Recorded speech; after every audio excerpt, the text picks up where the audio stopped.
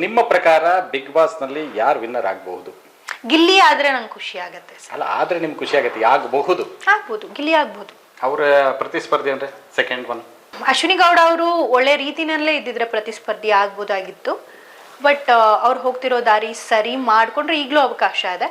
ಈಗ ಬಂದಿರುವಂತಹ wild card ಎಂಟ್ರಿಯಲ್ಲಿ Raghu ಅವ್ರಿಗೆ ಆ ಕೇಪಬಿಲಿಟಿ ಇದೆ, ಆದ್ರೆ ಗೊತ್ತಿಲ್ಲ, ವಿಟ್ನೆಸ್ ಮಾಡಿಲ್ಲ, ಅವ್ರನ್ನ ನಾನು ಮೀಟ್ ಮಾಡಿಲ್ಲ, ಹಾಗಾಗಿ ಗೊತ್ತಿಲ್ಲ. ಯಾಕೆಂದ್ರೆ ಈಗ ಮ್ಯೂಟೆಂಟ್ ರಘು ಅವರು ಬಂದ ತಕ್ಷಣನೇ ಈ ಇನ್ಸಿಡೆಂಟ್ ನಡೀತು.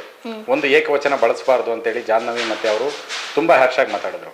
ಅದೇ ವಿಚಾರನೇ ಮ್ಯೂಟೆಂಟ್ ರಘು ಅವಾಗ್ಲೂ ಮಾತಾಡಿದ್ರು, ನೀವು ಮಾತ್ರ ಮಾತಾಡ್ಬೋದು, ನಾವೆಲ್ಲ ಮಾತಾಡಿದ್ರೆ ನಿಮ್ಗೆ ಇದಾಗುತ್ತೆ ಅಂತ. ಸೊ ಅಂದ್ರೆ ಒಂದು ಟಾರ್ಗೆಟ್ ಇಟ್ಕೊಂಡೆ ಇದನ್ನ ಮಾಡ್ಲೇಬೇಕು ಅನ್ನೋದಕ್ಕೋಸ್ಕರನೇ ಹೇಳ್ ಕಳ್ಸಿರ್ಬೋದಾ ಅಂತ.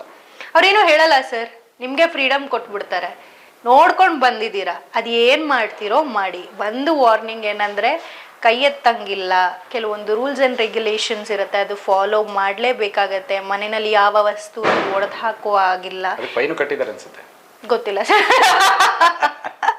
ಸೊ ಕೆಲವೊಂದು ರೂಲ್ಸು ಅವ್ರು ಹೇಳಿ ಕಳಿಸ್ತಾರೆ, ಇಷ್ಟು ಮಾಡಬೇಡಿ, ಇದಕ್ಕೂ ಮೀರಿ ಹೇಗೆ ಆಟ ಆಡ್ತೀರಾ ಅನ್ನೋದು ನಿಮಗ್ ಬಿಟ್ಟಿದ್ದು.